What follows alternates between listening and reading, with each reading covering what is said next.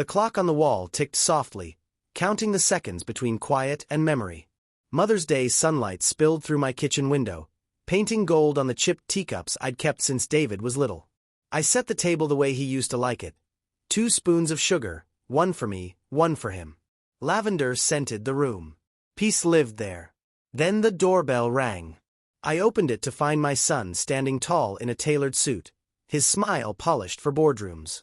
Beside him stood Clara, graceful, shining, her perfume drifting in before her words did. I wiped my hands on my apron and welcomed them in. For a moment, pride warmed my chest. My David had done well. We sat together, and I poured the tea, steady hands, grateful heart. Clara complimented the cookies I'd baked. Her tone carried that light hum of politeness people use when they've already decided something isn't worth much. I smiled anyway. David reached for a cookie, then looked up. "Mom," he said, casual, almost teasing. "Do you like the $5,000 Clara sends you every month?" The spoon slipped from my fingers and clinked against the saucer. For a second, I didn't breathe. 5,000. I repeated softly. Clara's smile tightened. "Yes, dear. We wanted to make sure you're comfortable. You do receive it, don't you?" The room shrank. The ticking clock grew louder. I thought of my small pension, my careful grocery lists, the envelope I kept for bills. I looked at my son, his eyes waiting for gratitude, for confirmation of a kindness that never came. "I'm so touched," I said finally, forcing the words through the ache in my throat. "But maybe there's been a mistake." "I haven't." "Oh, Mom," Clara interrupted with a gentle laugh. "You probably forgot. You don't have to worry about money." Forgot. I'd balanced ledgers for 30 years. Numbers were my language, my certainty. David leaned back, frowning, but the conversation drifted away, neatly folded under Clara's smile. Still, something in his eyes flickered. Doubt, confusion, or maybe guilt. When they left, I stood by the window watching their car disappear. My reflection looked back, older, smaller, but suddenly sharper. If Clara was sending me $5,000 every month, the question wasn't gratitude. It was where the money went. And I intended to find out. For weeks after that Mother's Day visit, Clara's words replayed in my mind like a song slightly out of tune. Every time I tried to forget, her voice echoed, soft, polished, dangerous in its sweetness. Clara was the kind of woman who looked like she had never once broken a sweat. Always in cream-colored dresses, nails flawless, perfume expensive enough to make the air feel different when she entered a room. To everyone else, she was the perfect daughter-in-law, helpful, generous, impossibly polite. At church gatherings, she handed out donations with a smile that could make the pastor himself pause mid-sermon. But I had learned long ago that kindness has texture. Some warmth is genuine, and some burns if you hold it too long. When she visited, she would glide through my small house as if she owned it. "You shouldn't lift heavy things at your age, Mom," she'd say sweetly, taking the grocery bag from my hands. Then she'd rearrange my pantry to make things easier, putting everything exactly where I'd never find it. If I tried to cook, she'd insist, "Don't worry, I'll handle dinner. You just rest." And I would sit there, hands folded, watching her move like a queen in someone else's castle. David never noticed. He adored her. "Isn't Clara amazing?" he'd say, smiling. "She keeps everything organized." Organized. Yes. Especially the parts no one looked at closely: bank accounts, charity donations, the quiet management of their finances. At dinners with David's friends, Clara's stories always shimmered with subtle pride. "We try to help the less fortunate," she'd say, resting her hand on David's arm. "Even David's mother. We make sure she's cared for." Everyone would glance at me with admiration for having such a thoughtful daughter-in-law. I'd smile, polite as a photograph, while inside something hollow turned. Helped. I was balancing every grocery receipt while they believed I lived in comfort. The night after one such dinner, I couldn't sleep. I sat at the kitchen table under the soft hum of the refrigerator, tracing the edge of my old ledger with my finger. Perfect daughter-in-law. Perfect lies. The pieces didn't fit, and my instincts, sharp from years of balancing numbers, whispered the same truth over and over. When something looks too perfect, it's hiding a crack. And I was going to find it. Numbers never lied to me. People did. Emotions did. Promises certainly did.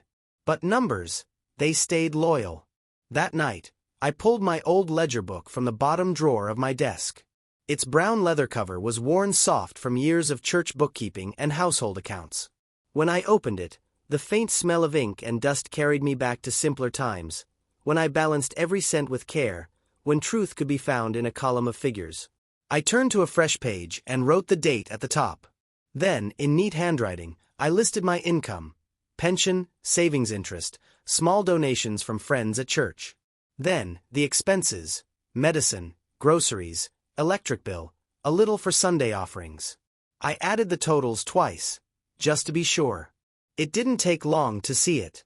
If I had truly been receiving $5,000 every month, I should have had enough to replace the old roof, fix the heater, and maybe even take that long-promised trip to Maine. Instead, my savings looked like a drying puddle. Something was wrong. Painfully, clearly wrong. The next morning, over tea, I called the bank.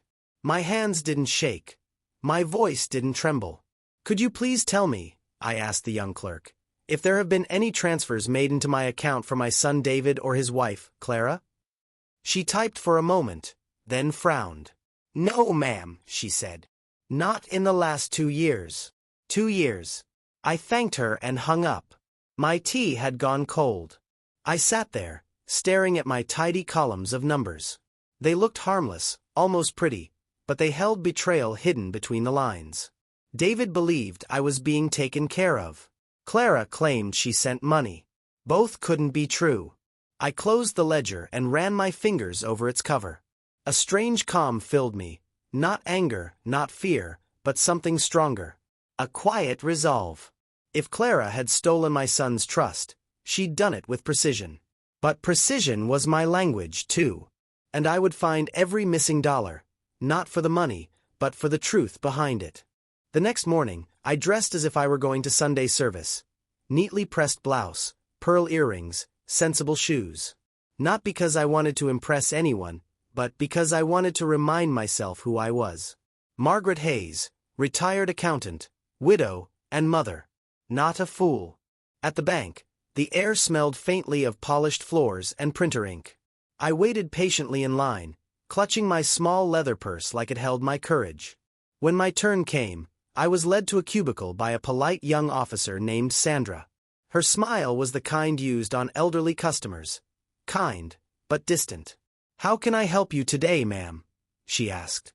"I'd like to review all deposits made to my account in the past 2 years," I said. "Specifically, any from my son or his wife." Her fingers danced over the keyboard. The screen's glow reflected in her glasses. After a minute, her brows pinched together. "I see regular withdrawals," she murmured, "but no deposits matching those names." My heartbeat quickened. "Could you check if any account has been opened recently in my name?" She hesitated, then clicked a few more times. Her tone changed. Careful, slower. "There is another account, Mrs. Hayes. Opened about 20 months ago. Same name, same address, but a different email and phone number." A cold weight settled in my chest. "Can you tell me who manages it?" "I'm afraid I can't disclose details," she said gently. "But," she paused, lowering her voice, "it's linked to an IP address under the name Clara Preston."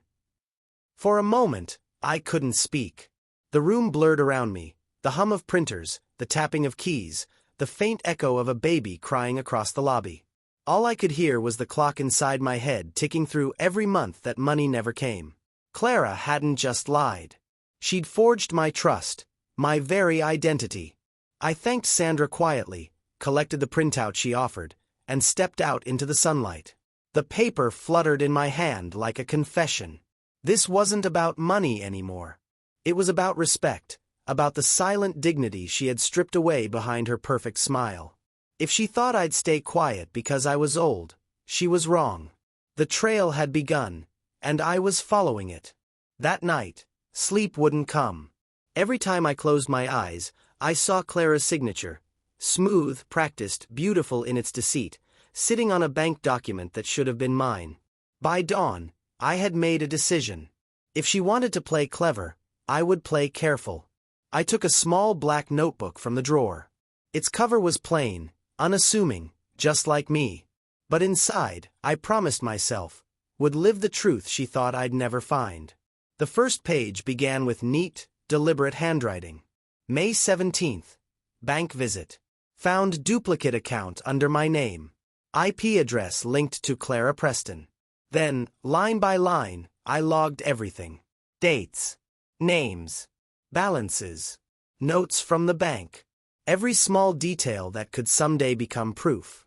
I printed the statements and tucked them in a file. Each page was a piece of armor, and with every entry, my fear shrank a little. A few days later, at Sunday service, I spotted Mr. Bennett, an old friend from our church board. Once a respected lawyer, now retired and a bit stooped, but his mind was still sharp as a tack.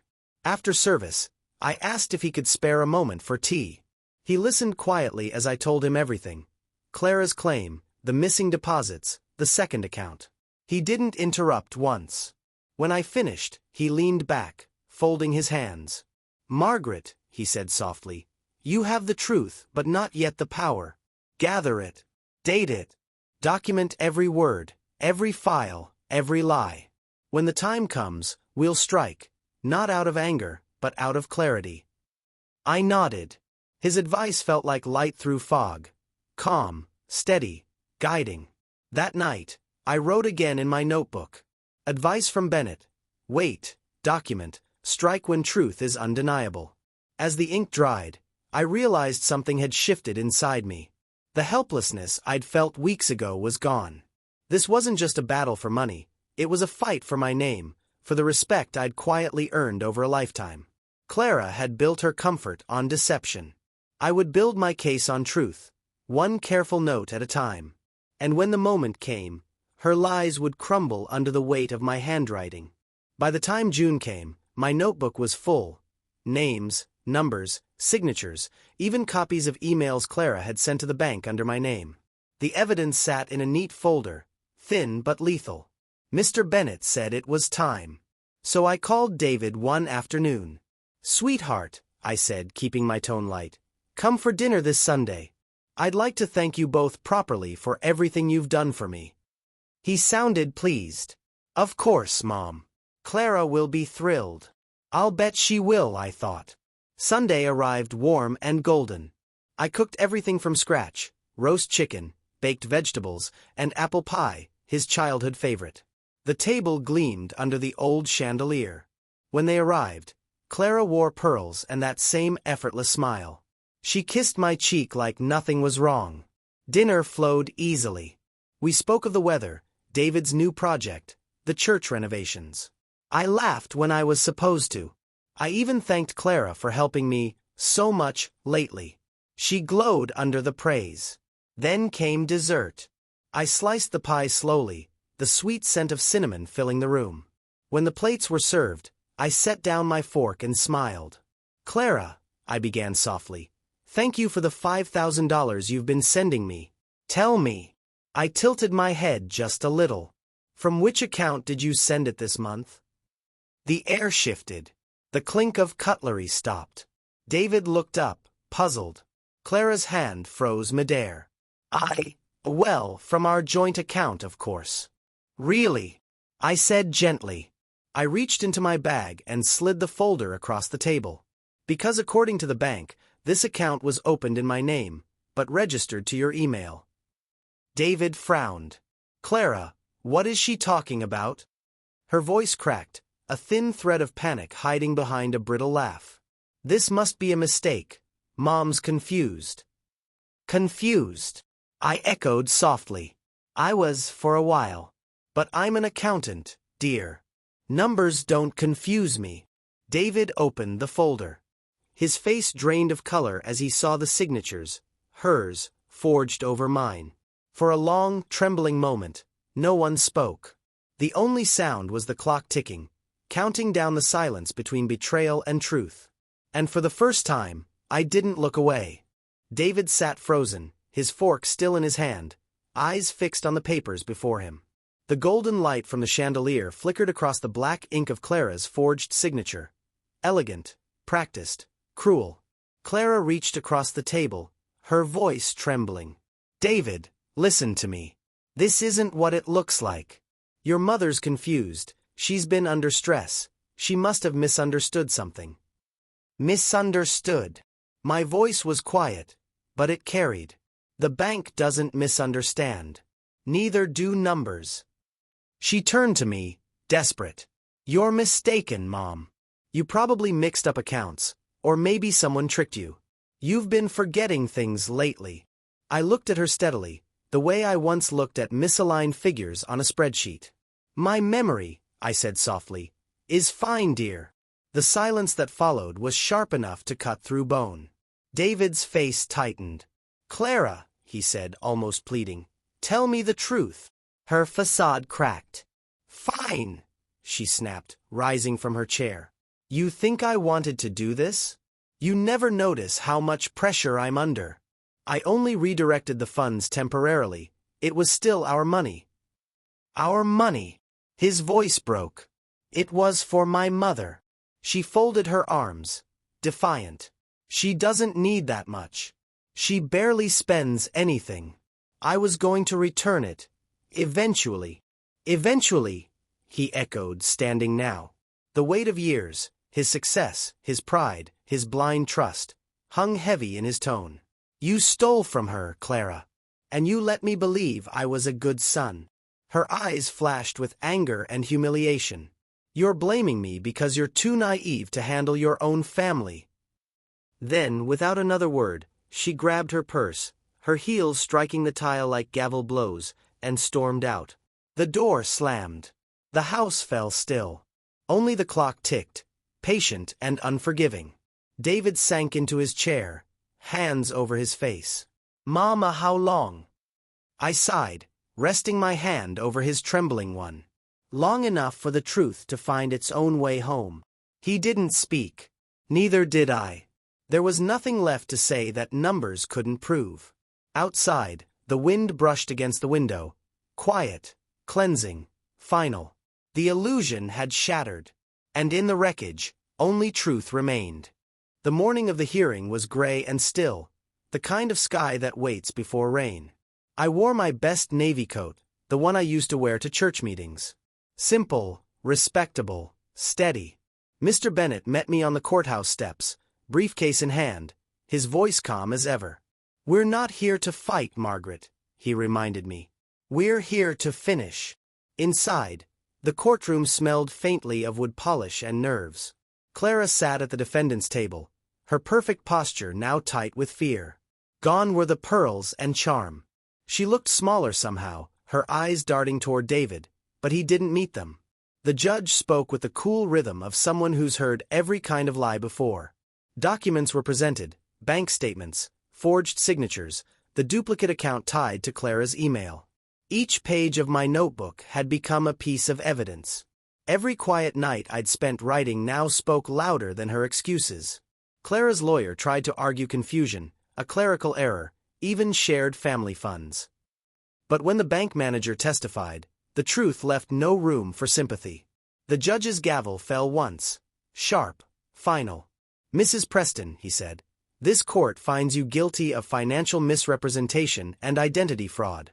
You are ordered to return all misappropriated funds and perform 1 year of community service at a local senior center." The room was silent except for the scribbling of pens. Clara's shoulders sagged. Her eyes met mine briefly, not in defiance, but in something like shame. Outside the courthouse, David stood beside me, hands trembling slightly. "Mom," he said, voice breaking, "I don't know how to apologize. I should have seen it." I touched his hand gently.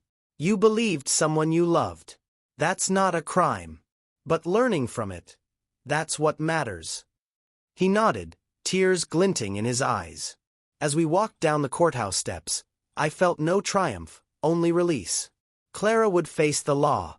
I had faced the truth. Both sentences were fair. Bitterness would have been easy, but peace required forgiveness. And forgiveness, I realized, wasn't letting her off the hook. It was letting myself finally breathe again. Autumn had come early that year. The air was crisp, the mornings wrapped in gold and mist. Life had settled into a gentle rhythm again. Tea at dawn, church on Sundays, ledger closed and stored away. The house finally felt like home, not a battlefield. It had been 3 months since the court's ruling. David visited often now, sometimes alone, sometimes with flowers, always with sincerity. We didn't talk much about Clara. Some wounds didn't need reopening.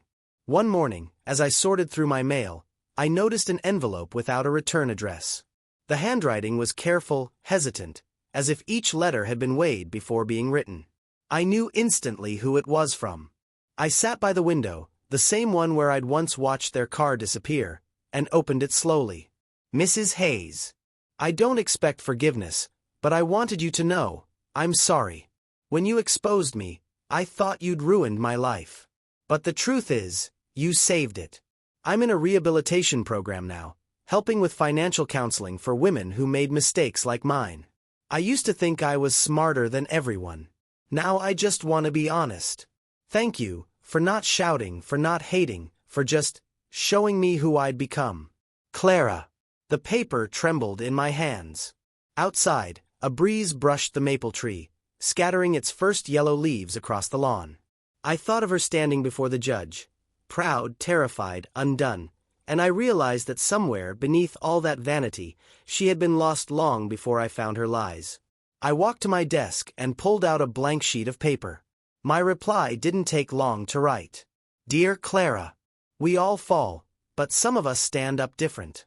May your next chapter be honest. Margaret.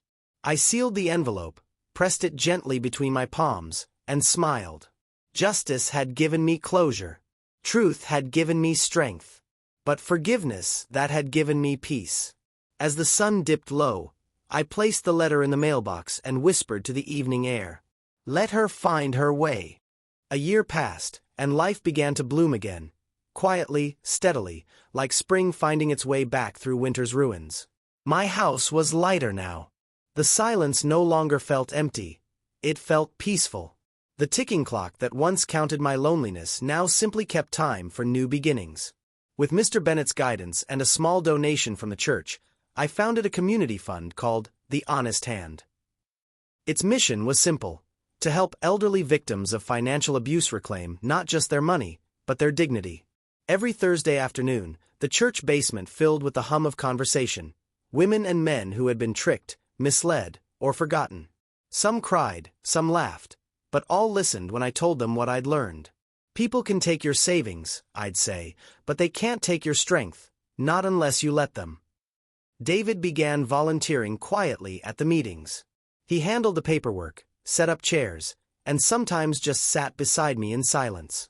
I saw the weight he still carried, the guilt of not seeing, not knowing, but I never reminded him. He was making amends in the only way that mattered, with presence. One afternoon, as I packed up files, he said softly, "You turned pain into something good, Mom." I smiled. That's the only way it stops hurting. When Mother's Day came around again, the memory of that terrible question, "Do you like the $5,000 Clara gives you?" felt like a story that belonged to someone else. David arrived early, holding a bouquet of lilies, not roses this time. He hugged me tightly, and for a long moment neither of us spoke. Then he placed a small white envelope on the table. Inside was a check, made out to the honest hand. The memo line read, "For others who need what I almost lost." He smiled through tears. "This time, Mom," he said softly, "the gift is truth." I reached for his hand and squeezed it. Outside, the evening light spilled through the curtains. Warm, forgiving, endless. For the first time in years, I felt the world open wide again. It wasn't about revenge or restitution anymore. It was about rebirth. And this was my new beginning.